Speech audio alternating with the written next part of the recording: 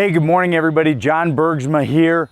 We're going to talk about an awesome Michigan Walleye Tour event that we just finished this past weekend.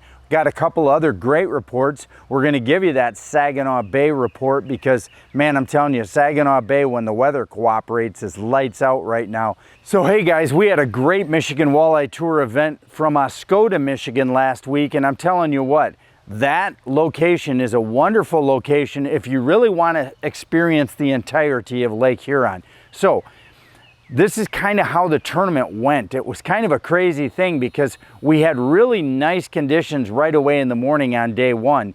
Going out of Oscoda, we basically had dead flat water for running, even though we had looked like a reasonably building offshore wind. But at blast-off time, we had really calm conditions for the run north all the way to the guys who went to Alpena, and south all the way to our Gray Point.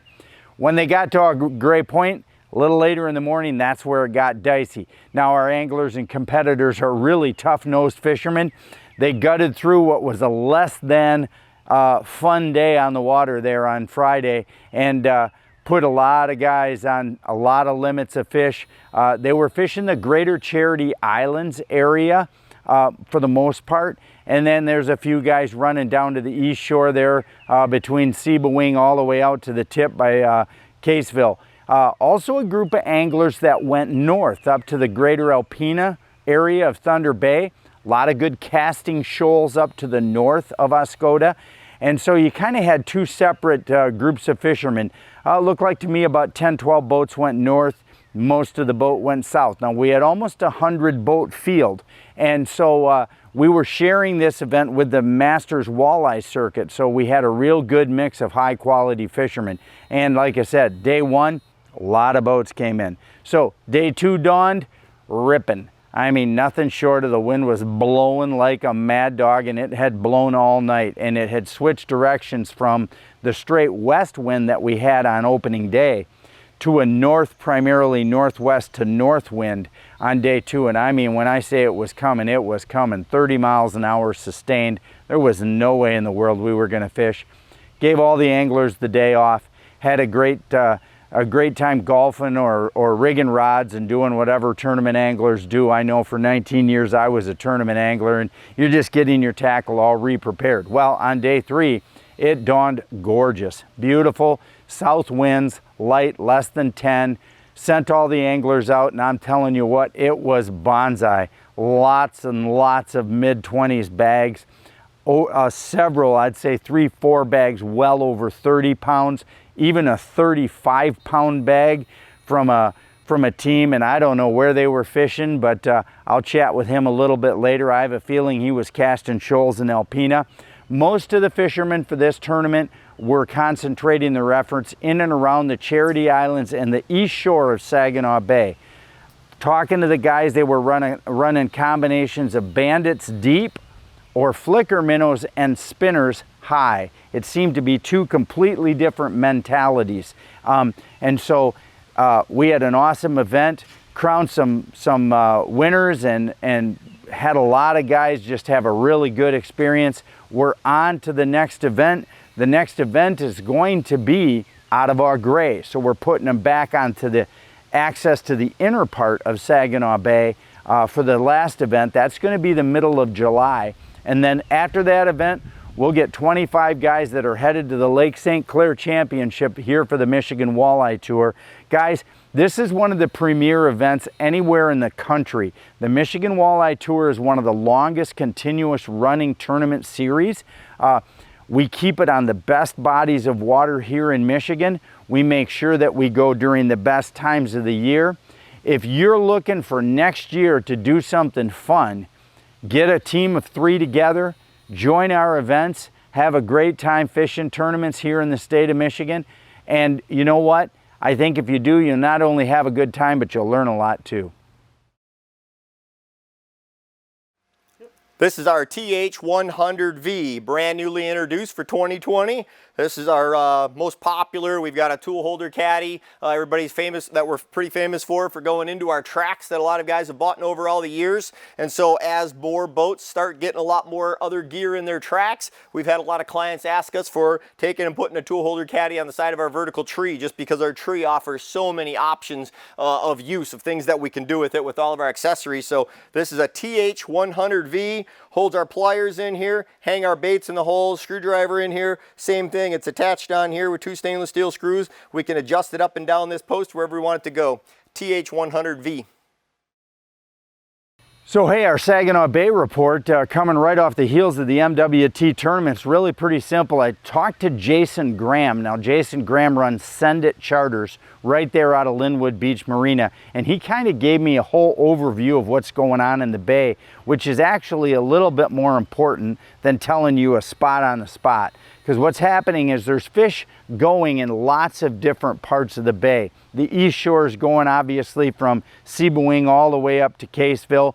The west shore is going from Linwood Beach, both north and south of Linwood Beach Marina, all the way up to our gray. Our gray has been firing very nicely. Some critical areas to pay attention to.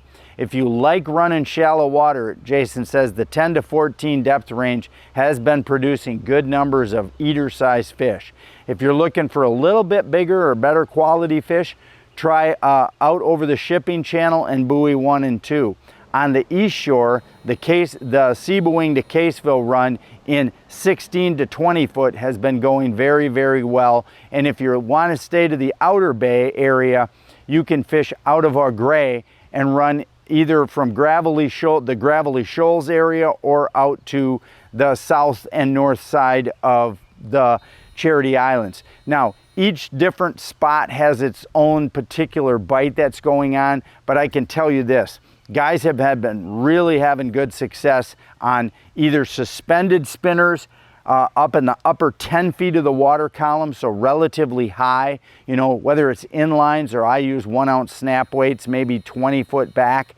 Basically a 1 ounce snap weight, if you're looking for a start point, a 1 ounce snap weight run out about 20 feet is going to get down about 10 at that 1-1-1-2. Now, here's the kicker. On Saginaw Bay, especially in the summertime, you're going to want to pick that speed up. So you're going to want to troll these spinners at 1.5, even 1.7. So the depth chart is going to have to be modified. Go to your precision trolling app and make sure you're checking your speed out to make sure you're letting the right amount of line out. Now, so I like snap weights and spinners, 1 ounce at varying lengths. I also have heard that a lot of guys are doing really well in the morning, especially with just straight bottom bouncers right off the side of the boat or on their inside boards. That's been very, very successful. Jason tells me that guys running the smaller baits, it's summertime, so guys running the smaller baits like the number 5 Flicker Minnows or number 5 Walleye Nation Creation Shaky Shads, running those quick 2 to 2.5 in that 10 to 14 foot of water has been very, very productive. Another bite that's been going on is digging bandits into the bottom. When you see the fish press to the bottom, guys are going downstairs and running big bandits right tight to the bottom and having great success. I know one of our tournament angler teams that had a really big bag on day 2 did that. And the last thing to pay attention to is mini spoons. Now I like to use the little Dreamweaver mini spoon, variety of different colors, and truthfully color doesn't seem to matter as much. It's finding the zone they want, running them out on jets or divers or tadpoles, however you want to run them, but get them going, guys. Get them going 2.2 to 2.5, cover water, have a great time on Saginaw Bay. There's lots of different areas that are producing a lot of fish. Pick out a good weather day. I try to avoid the dead flat days because of the bugs. So if you pick a day with a 5 to 10 mile an hour breeze, that's going to be perfect. You'll be comfortable out there. You'll have a little walleye chop and you'll put a lot of walleye in your boat.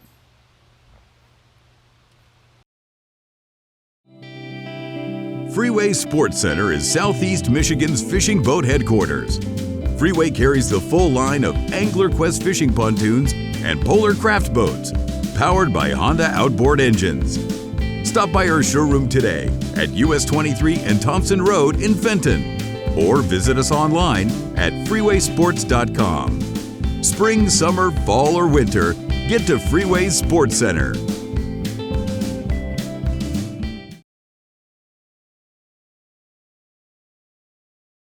So hey, great recap, great Saginaw Bay report. Lots of fun things happening in the Great Lakes Bay region. Get on over there, experience it. I know also a lot of guys are starting to catch a lot of nice perch while they're walleye fishing on those small crankbaits and bottom bouncers. Looking forward to perch season too. We'll see you tomorrow here on Fisherman's Digest.